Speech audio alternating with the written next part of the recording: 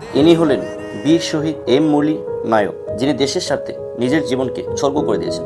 25 বছরের এই এম মৌলি নায়ক 2022 সালে অগ্নিবীর সেনা হিসেবে ইন্ডিয়ান আর্মিতে জয়েন করে এবং শর্তানুসারে আর মাত্র 4 মাস পরে তার রিটায়ার্ড হওয়ার কথা। কিন্তু 6 মে হেডকোয়ার্টার থেকে ফোন আসে, তাই আর্জেন্ট পরিস্থিতিতে 15 দিনের লিভ সেরেই তিনি বর্ডারে পাড়ি দেন।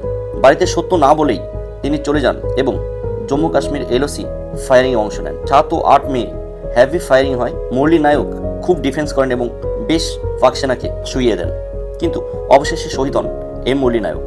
যখন পরিবারে খবর পৌঁছায়, একমাত্র ছেলের অকাল মৃত্যুর খবর শুনে হতাশ হয়ে পড়ে পরিবার। অগ্নিবীর স্কিমে না কোনো পেনশন আর না কোনো গ্র্যাজুইটি, কেবলমাত্র 21,000 টাকা মাসিক বেতন, সেটাও কেবলমাত্র 4 বছরের চুক্তিতে।